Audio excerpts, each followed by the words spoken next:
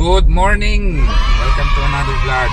Today is October 10, 2020. Alas 9:30 ng umaga. Papunta tayo sa shop today. And gusto ko sana masamahan nyo ako today na dahil tayo ay magmamasilya. Actually magpa-practice magmasilya. Pwede na kasing masilyahan yung kotse, yung project car ko.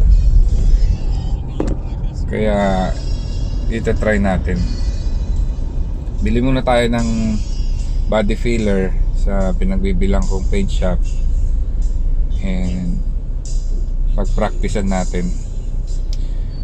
Although nakapag masilya na ako dati way back year 1999 yata or 2000 nung ni-repair ko yung unang box type ko. Ako nagmasilya, ako rin nagpintura. Ansal yung ginamit ko, kaya Ansalma ng kinalabasan. Walang intab, nagbubbles. Ganun talaga, first timer. Ngayon ko lang gagawin ulit. Sana maging okay. Pupunta tayo ngayon sa paint shop para bumili. Sige, dikit mo pa. Mga tirada ng mga motor eh. Yan.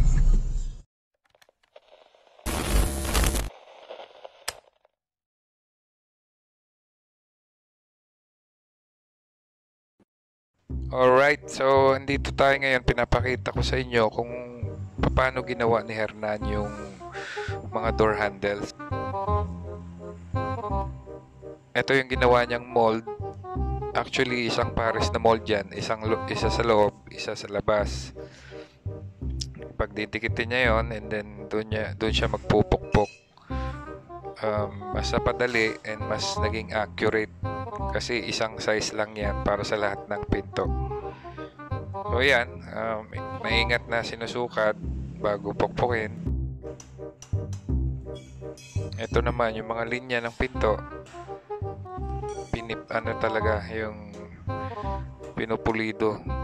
Ultimo yung angulo ng bend pilit namin kinukuha sa original. Yan ay sample.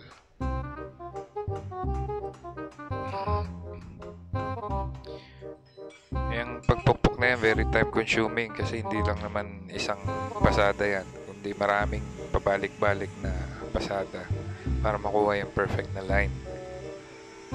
Ito yung sa right rear.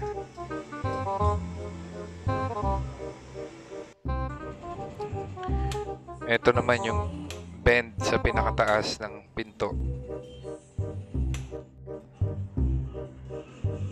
Ito naman mga ridges.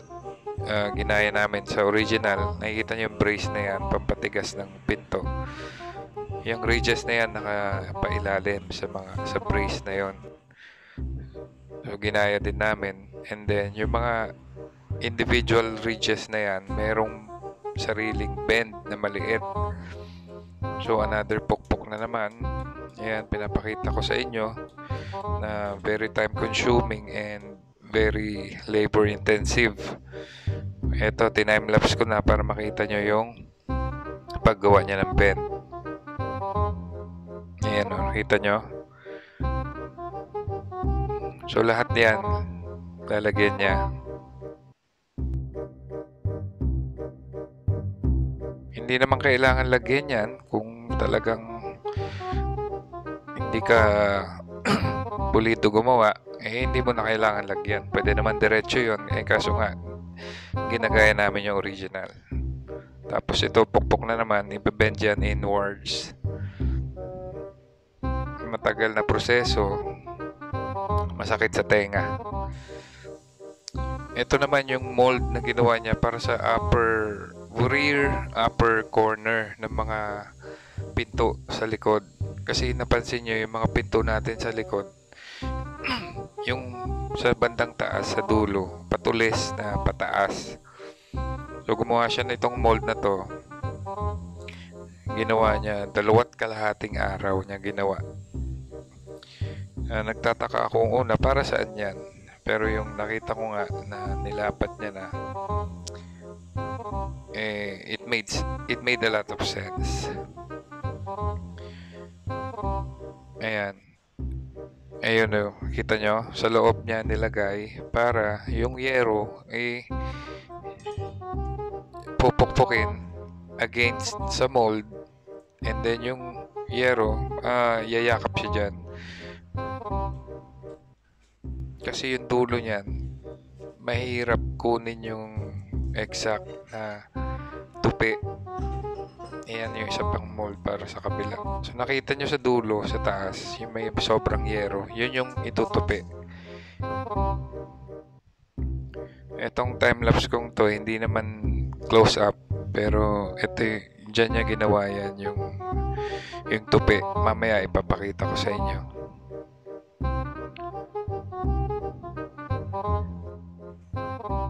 Ayan na, nakita nyo yung dulo sa taas. Ayan o, nakatupi na siya. So, as close as possible sa original ang ginagawa namin, kaya kahit na matrabaho, sulit naman. Ito yung pagpukpok niya para yumakap yung yero doon sa mold. And then, pag tinanggal yung mold, naka-ready na siya. Konting pukpok na lang para yumakap siya doon sa frame ng pinto.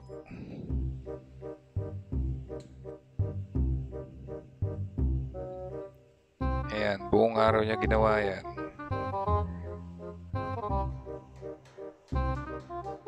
Kahit kakapiraso na lang, mas maganda pa rin yung kuwang-kuha natin.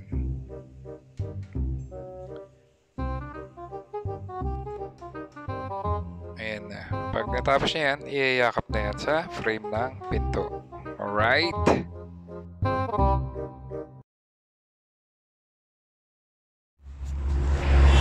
Alright, dito na tayo sa shop at liha ko na rin ito para may pagkapitan yung masilya. Ito yung masilya. So, try natin. Alright, so after nating maka 1/4 ang masilya at isang taterbang tapon, ayan, ang naggaba. So, ano lang, disclaimer lang, hindi po tayo professional, nagpa-practice po tayo. Baka yung mga magko-comment dyan magagaling. So, ayan siya. Ito, imamasilya rin natin to. Dito ako nahihirapan, dito sa kanto. Kailangan kasi buo to eh.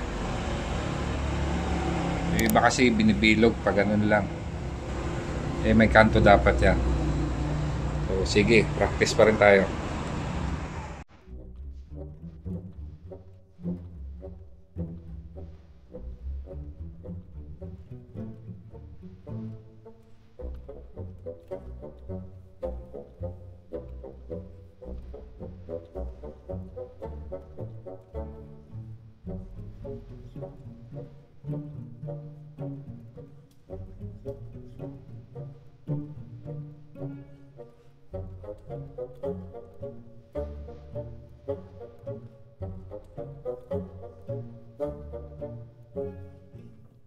Alright guys, medyo nakakalahati na ako ng masilya. Mahirap pala.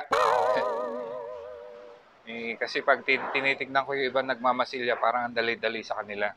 Ang dali nilang ipahid, tapos walang tapon. Hindi kagaya ko, ayan, puro tapon. Pero okay lang. Part ng pagpapractice yan. So ito na siya. Ayan.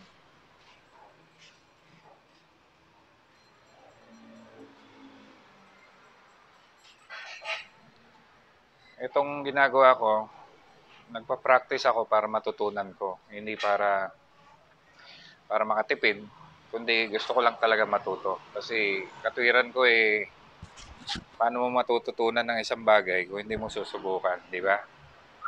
O lahat naman dumadaan sa ganitong stage. Medyo karumal-dumal nga yung itsura. Pero mamamaster din natin yan. Parang nagbabike lang yan. Sa una, sisemplang ka, bago ka matuto. Ganyan din dito. Okay? Pahinga muna tayo. Ito muna ang ginawa natin. To be continued na lang sa susunod na video ulit. Okay?